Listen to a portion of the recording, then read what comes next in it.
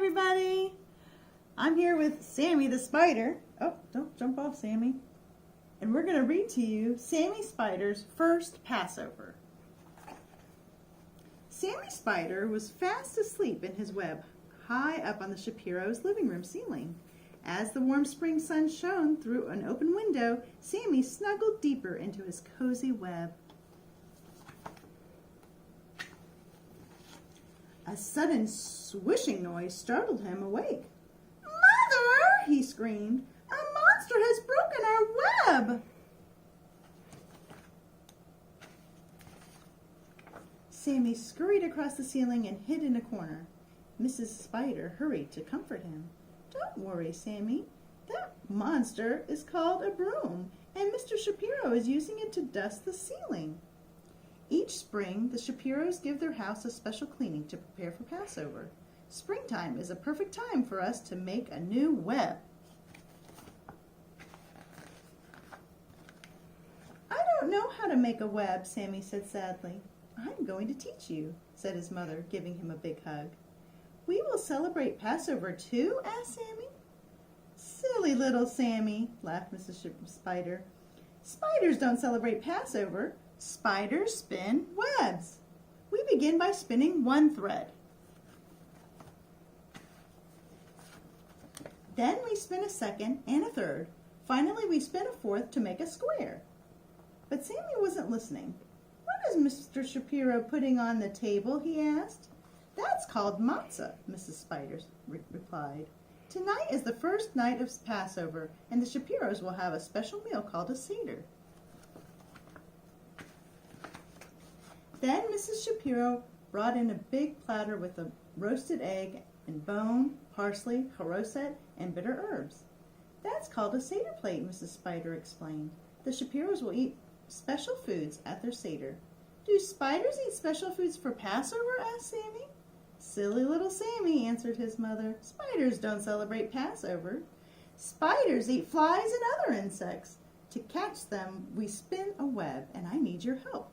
Watch me attach a circle to the inside of our web." But Sammy wasn't listening. He was hovering on a silky strand above the table, watching the Shapiros at their Seder. Crunch went the matzah as Mr. Shapiro broke it in half. Sammy watched him wrap one of the broken pieces in a bright red napkin. When Josh wasn't looking, Mr. Shapiro hid it on the top of the bookcase. Sammy climbed back up to the ceiling. "Mother," he asked, "why did Mr. Shapiro hide the matzah?" "It's called the afikoman," Mrs. Spider answered. "After the meal, Josh will try to find it. If he does, he'll get a prize." "What fun!" Sammy said. "Can I play too?" "Silly little Sammy," said his mother. "Spiders don't celebrate Passover. Spiders spin webs. And I really need your help to spin a triangle inside the circle." But Sammy wasn't listening. He looked longingly at the hidden afikoman. "All right," sighed Mrs. Spider. "You may watch the Seder for a while." Sammy quickly crossed the ceiling and stopped right above the bookshelf as Josh finished reciting the 4 questions. He listened as the family sang Passover songs and took turns reading the story of Moses, who led the Jews to freedom. The Shapiros began their Seder meal. Sammy had never seen so much food. At last, it was time to search for the afikoman. Sammy wished he could help, but he remembered his mother's words, "Spiders don't celebrate Passover." Swinging from a strand of webbing, he watched as Josh searched every corner of the room. When Josh neared the bookshelf, Sammy got excited. Something shiny caught Josh's eye. It was an amazing little web with a beautiful Jewish star inside. "Wow," breathed Josh. As he went closer to look, he spotted the afikoman just below the glistening web.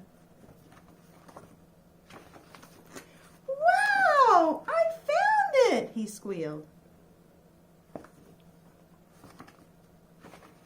Sammy glowed with pride. "I did it, Mother! I helped Josh find the afikoman." "And you also spun a beautiful web," Mrs. Spider answered. "You used all the shapes I taught you." In his excitement, Sammy didn't even know that he had spun a web. As he looked back at the bookshelf, he beamed. It was easy, Mother. You make a square, a circle, and a triangle. Then you pass over with another triangle. That's how spiders celebrate Passover. That's the end. Hope you enjoyed the story. Have a great day, guys.